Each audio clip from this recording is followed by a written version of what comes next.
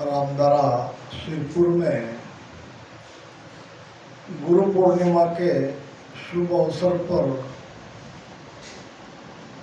आप सभी राम सभा में पधारे हुए राम स्नेही भाई बहनों को मेरा साधुवाद।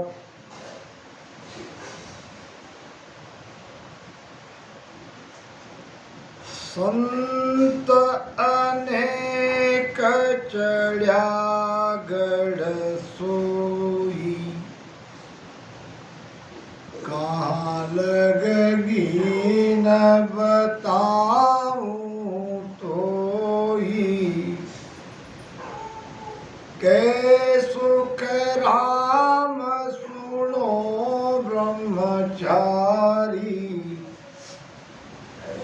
निज नाव विद सब सुन्यारी।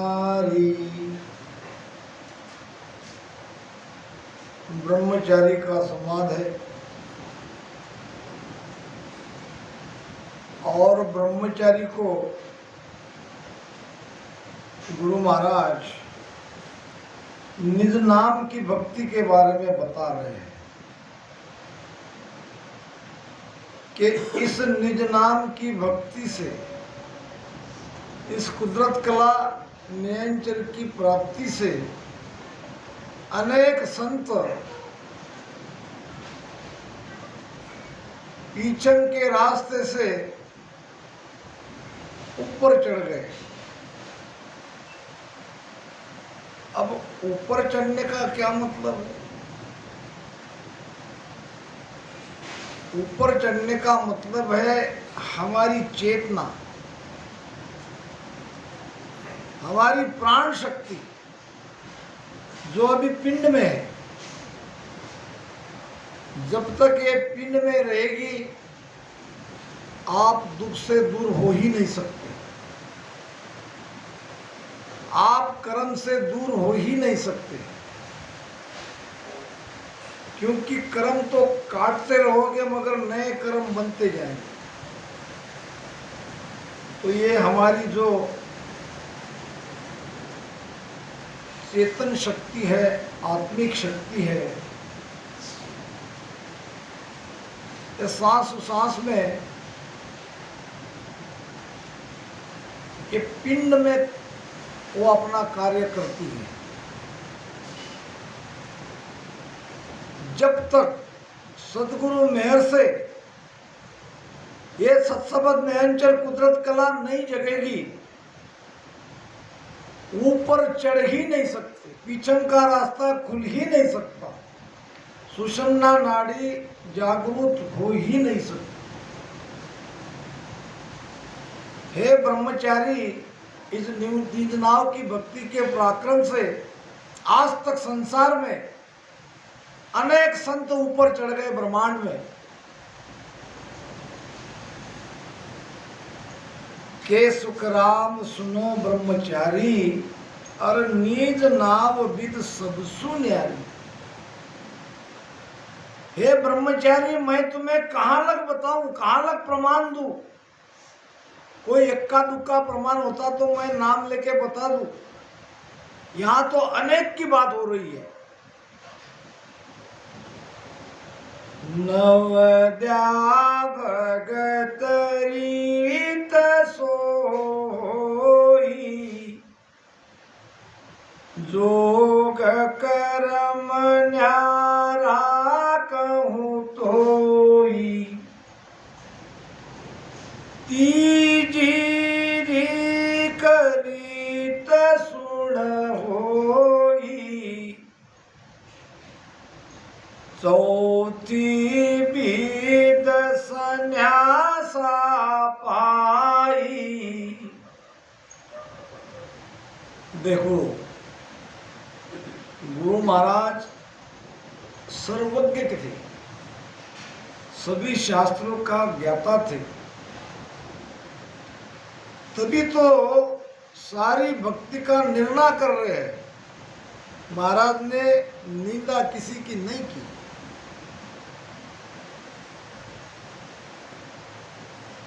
पोथी पाठ वेद सब गीता, अनभेरा पट खोलू, और द्वादश मंत्र गायत्री मेरे सत शब्द मुख बोलू। चंदूलाल राजा को महाराज ने कहा है। जब राजा ने पूछा था कि आपके पास तो कोई पोथी नहीं, कोई वाणी नहीं, कम से कम कुछ न कुछ तो होना चाहिए था। जब आप अपने आप को संत कहलाते हो तो बिना वाणी के, बिना पोथी के आप संत कैसे हो? महाराज ने राजा को कहा कि मेरे पास सारी दुनिया का ज्ञान है, सारी पोथिया का सार, सारा ग्रंथों का सार, सारी गीता, 4 वेद, 6 शास्त्र, 18 पुराण मेरे भीतर ही है। देखना चाहते हो तो आप मुझे किसी भी ग्रंथ का, किसी भी शास्त्र का, किसी भी भेद का ज्ञान पूछ सकते हो। अगर मैं जवाब न दूं तो तब कहना। आज गुरु पूर्णिमा के दिन हमारे गुरुदेव संत मोहनदास जी महाराज, अब क्या महिमा करूं मैं उसकी। यही लोग सब बैठे हैं। अगर ये नहीं रहते तो बात हो सकती कि ये झूठ कह रहे हैं। ये बैठी है बेबी भाई, ये हमारी बेटी है कुसुम, ये महादेव, ये प्रेम, सब के सब नहीं है तो माता जी वो भी साथ में थी। सुबह बड़े हंस हंस के हम नाश्ता कर रहे थे। हमारे महादेवराव के यहाँ होटल है और बढ़िया तरीके से वो आनंद ले लेके नाश्ता का स्वाद ले रहे थे। फिर भोजन बना प्रेमदास के यहाँ, वहाँ भी हम बहुत मजे से भोजन का आनंद ले रहे थे। महाराज बीच बीच में खूब हंस रहे थे। ये बेबी ताई ने कह दिया कि इतना हंस रहे हो, कल रोने की तो वो समय तो नहीं आएगा कहीं हमारे ऊपर, कल रोना तो नहीं पड़ेगा। और सुबह उठ के महादेव साक्ष्य है, गुरु महाराज ने पूछा था आज मुझे पूछ लो क्या पूछना है, जो भी चाहिए वो सब पूछो, लिख लो, मैं जो कहता हूँ। वहाँ भोकर में कुछ प्रश्न छूट गए थे। 10 बजे उन्हें सत्संग में उन्होंने वही हरदस निकालने को कहा और उसमें पीड़ा शुरू हो गई। और 10:30 पौने 11 बजे उन्होंने कह दिया कि मेरा जाना निश्चित है, समय आ गया। और सबको राम राम सा करके गुरु महाराज निकल गए, ऐसे आशीर्वाद देके। तो उनकी बात मैं कह रहा हूं, ऐसे महात्मा, ऐसे महापुरुष आगे होना नहीं। क्यों? कि मैंने जाना, मैंने अनुभव किया। पूछने वाले को कहते कि तुम किस ग्रंथ की बात पूछते हो, मैं उसी ग्रंथ के आधार से तुमको जवाब दूंगा। अगर तुम कबीरपंथी हो तो कबीर साहब की वाणी से मुझे प्रश्न करो, मैं कबीर साहब के वाणी से तुमको उत्तर दूंगा। अगर तुम सदगुरु सुखराम जी महाराज की वाणी को मानते हो कि महाराज की वाणी से प्रश्न करो, वो साखी से प्रश्न करो, महाराज की साखी से मैं जवाब दूंगा। अगर तुम दाता दरियाव जी महाराज की वाणी को जानते हो, उनमें से कुछ प्रश्न पूछते हो, तो मैं दाता दरियाव जी महाराज की वाणी से आपको जवाब दूंगा। अगर तुम मराठी संतों की वाणी का प्रश्न पूछते हो, जगत गुरु तुकोबार आया, ज्ञानेश्वर माऊली, एकनाथ जी महाराज, महाराष्ट्र में भी काफी संत हुए, तो मैं तुमको उनकी ही वाणी से उत्तर दूंगा।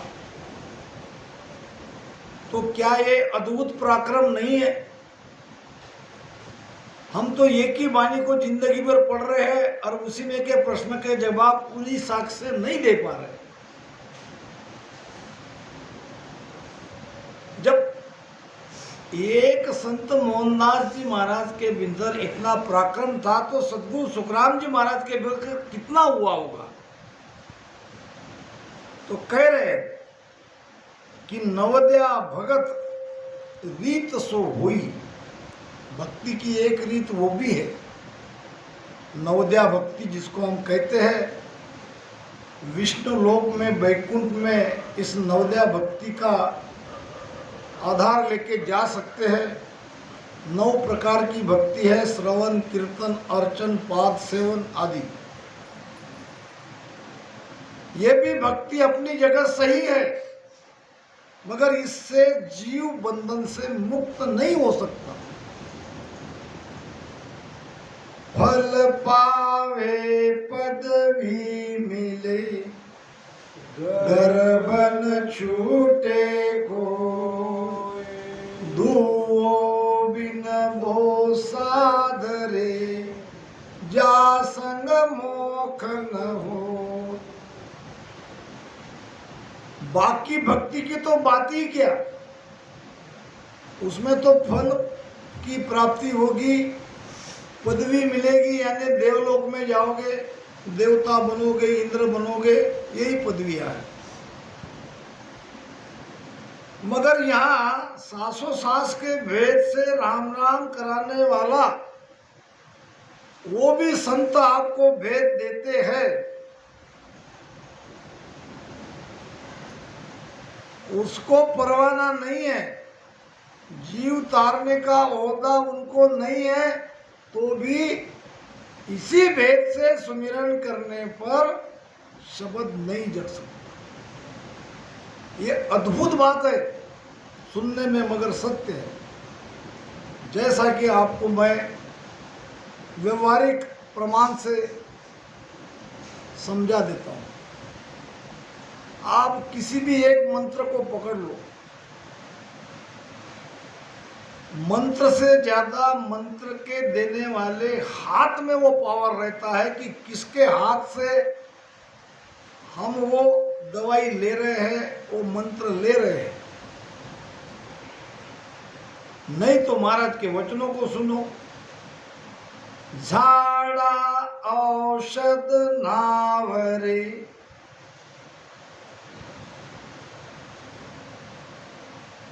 झाड़ा औषध नावरे, जस बिन सुन सुख राम कहे, कारी लगे न कोई। झाड़ा औषध नावरे, सुन सागे ही होए। अब इससे ज्यादा और क्या कहना चाहिए। झाड़ा नाम दवाई, वनस्पति, क्या कहते हैं उसको, आयुर्वेदिक दवाई। किस बीमारी पर कौन सी दवाई चलती है ये हमें भी पता है, और देने वाला जो डॉक्टर है या वैद्य है उसको भी पता है। ये दवाई देने पर, ये दवाई पेट में जाने पर काम करेगी।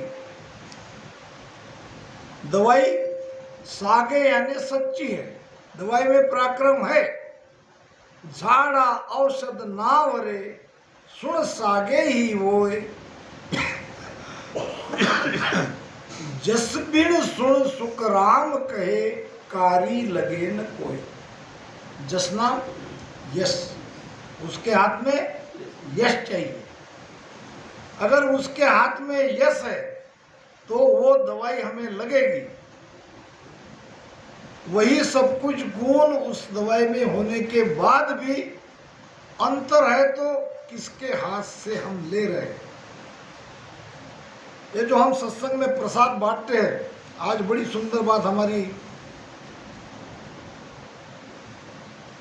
गवली दीदी ने कही। क्या कहे कि बापू ये प्रसाद तुम्हारे हाथ से बंटना चाहिए। बहुत बड़ा राज है इसमें। प्रसाद तो वही का वही है, आप किसके हाथ से ले रहे हो। इसीलिए अब यहाँ तो नहीं, आप यूपी जाओगे कभी, वहाँ आपको प्रसाद लेने के लिए भीड़ लगेगी, वो भी संतों के हाथ का ही चाहिए कि उसमें वो पराक्रम रहता है। गुरु महाराज ने प्रमाण भी दिया है। अब ये सारी बातें मैं आपको समझा क्यों रहा हूं, किस कारण ये आपको व्यवहारिक ये ज्ञान देना जरूरी समझा, यही सांसों सांस का भजन है। दूसरा भी बताएंगे, मैं भी बताऊंगा और कोई दूसरा बताएंगे। बताने वाला अगर पहुंचा हुआ नहीं है, उसकी यात्रा भीतर में नियंत्रण के साथ नहीं हुई है, तो उसके हाथ में वो यश नहीं लगेगा, चाहे कितना भी आप कोशिश कर लो। जसबिन सुन सुखराम कहे कारी लगे न कोई। इसीलिए तो गुरु महाराज ने कहा है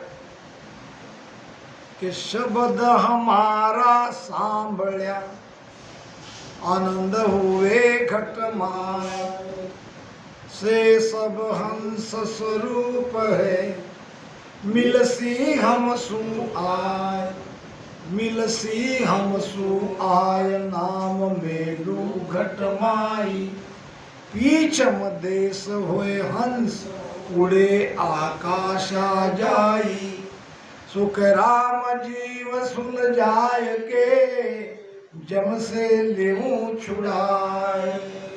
शब्द हमारा सांभळ्या आनंद हुए घट माई। कौन सा शब्द, किस शब्द की बात हो रही है, किस शब्द को सुनने पर आप हंस स्वरूप बन जाओगे। ये शब्द, ये वाणी, ये वचन आप सुन रहे हो, अगर सुनते सुनते आपके घट में आनंद आ रहा है, आनंद की लहरें आ रही है, तो ये निश्चित हो जाएगा कि आप हंस स्वरूप हो। अभी हो तो आप जीव भाव में, मगर बहुत जल्द आप हंस स्वरूप बनने वाले हो। और हंस स्वरूप बन के क्या करोगे, कहाँ जाओगे, मिलसी हमसु आए, यानी महाराज से मिलना। महाराज से मिलना इसका मतलब महाराज जिस देश में गए, जिस स्वरूप आनंद पद की बात वो कह रहे हैं, वो ज्ञान दे रहे हैं, जिसके घट में ये वाणी सुन के अभी आनंद आ रहा है, उसके घट में सत्ता जगेगी और वो हंस बनेगा, उसका जीवपना मिटेगा। कैसे मिलेगी? मिलसी हमसु आए नाम मेलू घटमाई। उसके घट में मैं मेरी सत्ता से नाम की जागृति करा दूंगा। कितना बड़ा पराक्रम है, कोई कह सकता है ऐसा? वो सत्ता थी, वो पावर थी। मिलसी हमसु आय नाम मेलू घटमाई। अब नाम का क्या पराक्रम है, नाम क्या कर सकता है? एक तो नाम सुरती को खींच लेता है, ये नाम मन को कमजोर बनाता है। अभी आपने भजन किया कि नहीं? सबके वीडियो बने हैं, चाहे तो आप देख सकते हो YouTube के माध्यम से। देखना है हमें हमारी कमजोरी क्या है, इसके लिए। जब आप स्थिर नहीं बैठ रहे हो तो आपका मन ताकतवर है, आपकी सुरती कमजोर है। सुरती को ताकतवर बनाना है तो गुरु महाराज को प्रार्थना करो, नाम की जागृति कराओ। ये नाम सुरती को पावरफुल करता है, मन को कमजोर बनाता है। और दूसरा पराक्रम नाम का है, ये पिछन का रास्ता खोल देता है। ये सुषुम्ना नाड़ी का जो द्वार बंद है, उस द्वार को ये सत्सबद नयनचर खोल देता है। पीछम देश होए हंस, रीढ़ की हड्डी से ये हंस आत्मा आकाश है, ये ब्रह्मांड उड़ आकाश आ जाए, उड़ के ये चेतन, ये चेतना, ये आत्मिक शक्ति यहाँ मस्तक में आकाश में जमा होती है और यहाँ रात दिन वो ध्वनि सुनाई देती है अनहद की। सबसे पहली ध्वनि सुनाई देगी, जब सुनोगे तब सुनोगे, मैं आपको वो बता दे रहा हूँ, झिंगोर की जैसी ध्वनि। झिंगोर समझते हो? रात में अगर लाइट नहीं है और आप जा रहे हो तो आपको एक आवाज आएगी, वो आवाज है झिंगोर की। पहला प्रमाण अनहद की ध्वनि का वो झिंगोर के जैसा आपको सुनाई देगा। बहुत बार आप देखोगे कि कहाँ है, कोई दिख नहीं रहा है, ये कैसी आवाज आ रही है।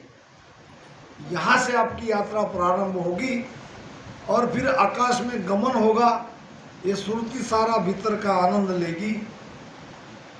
मिलसी हंसु आय नाम मेलू घटमाई, पीचम देश होए हंस उड़ आकाशा जाई। क्या पराक्रम है महाराज। सुखराम जीव की हंस, जीव, वाह बहुत बढ़िया। हमारे पुरसिंह बापू, अब तो अब उम्र भी काफ़ी हो रही है, याददाश्त उतना नहीं रहती है, बाकी तो घर की तो सारी बातें भूल ही जाता हूँ, ये थोड़ा बहुत तो यहाँ याद आ जाता है। सुखराम जीव सुलझा के, उलझा है जीव, बंधन में है जीव, और ये बंधन से मुक्त करना, इसको कहते हैं सुलझाना। दरिया साहब कहते हैं, क्या कहते हैं कि जितना मैं सुलझाने की कोशिश करता हूं उतना ये जीव उलझ जाता है। समझाए सुलझे नहीं, सुलझ सुलझ उलझाए। समझाए सुलझे नहीं, समझने के बाद सुलझने का कोई सवाल ही नहीं है, क्योंकि जैसे हम सुनते हैं यहाँ से बाहर जाते ही जगत की संगत लग जाती है, भूल जाते हैं। जब तक ये कुदरत कला नेचर सत्सबत नहीं जगेगा, ये उलझन नहीं मिटेगी, जीव बंधन से मुक्त नहीं होगा। दरिया साहब ने बड़ा सटीक प्रमाण दिया है। दरिया गेली जगत को, क्या कीजे सुलझाए।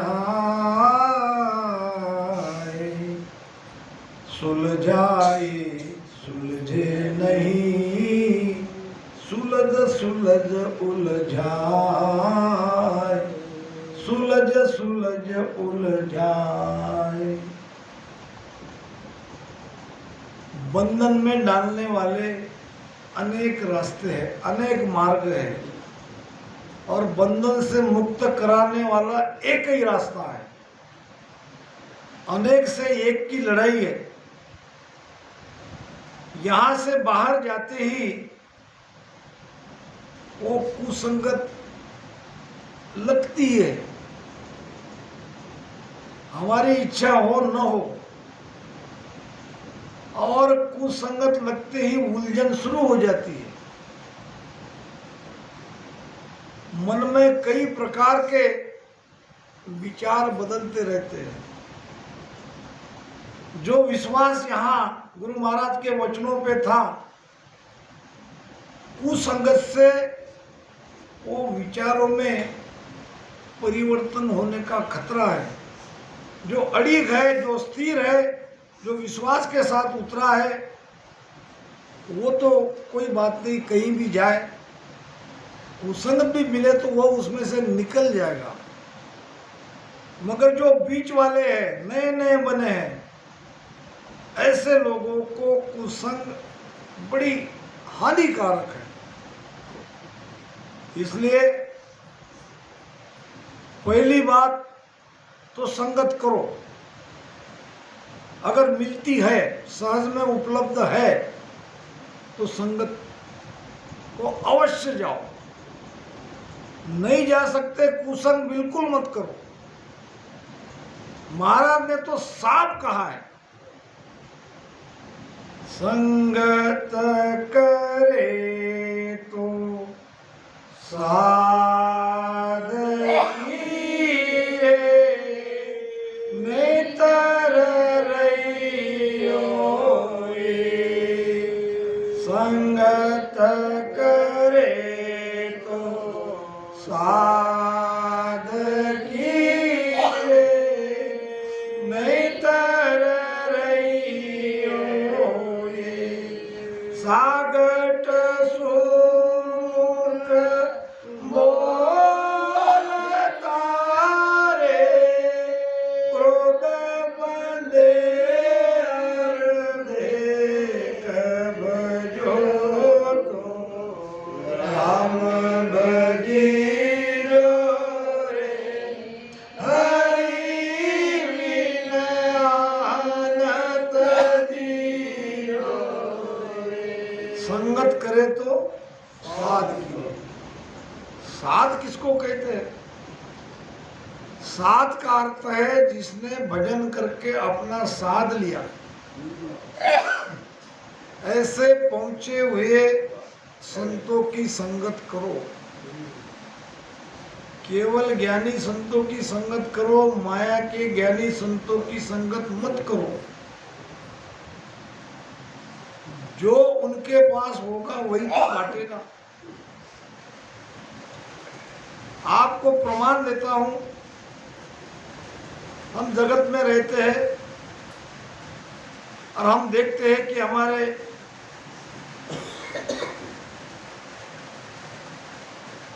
पड़ोसी या गांव में किसी के यहाँ अगर मृत्यु हो जाती है तो जिसके यहाँ मृत्यु होती है वहां रोना पिटना चलता ही है। और खासकर हमारी बहन बेटियों में, अब वो भी जाती है वहां, उनका रोना पिटना देख के इनको भी रोना आ जाता है। जानबूझकर रोती नहीं, ऑटोमेटिक रोना आ जाता है, क्योंकि वैसा प्रसंग है। वो रोने वाले अपने सगे वाले की गुण को याद कर करके वो रोते हैं। अब कल ही हमने देखा,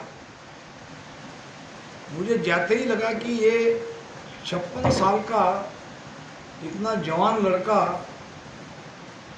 जाने के बाद ये परिवार वाले बड़े अच्छे लोग हैं, भक्ति बहुत गहरी इनके अंदर भक्ति का प्रभाव है, कोई रो नहीं रहे, दुखी तो जरूर थे, मगर किसी ने अपने चेहरे पे वो दिख बताया नहीं। सत्संग भी सुने, भजन भी किया। क्यों? कि वहां जो आए थे तब तक वो सब रामस नहीं थे, सब ज्ञान देने वाले थे, सब आपको रोने से क्या होता है ये समझा के वाले थे। और जैसे ही उत्सव हो गया, प्रसाद बांट दिया, फिर इधर उधर से मेहमान आने शुरू हो गए और ऐसा रोना पिटना वहां शुरू हुआ। पूरा रात का सुबह का ज्ञान चौपट हो गया। क्यों? संग से, संगत का प्रभाव है। जो रोने वाले नहीं थे, जिसने अपने आंसू पर नियंत्रण कर रखा था, जो ज्ञान से सारी बातें समझ रहे थे, दूसरे रोने वाले आते ही वो रोने लग गए। ऐसा रोने लग गए कि पता ही नहीं चला। हम भी सोच में पड़ गए अब क्या करें। बिना भोजन करके जाए तो नाराज, भोजन किए तो कैसे ऐसी स्थिति में भोजन करे। कहने का भाव ये है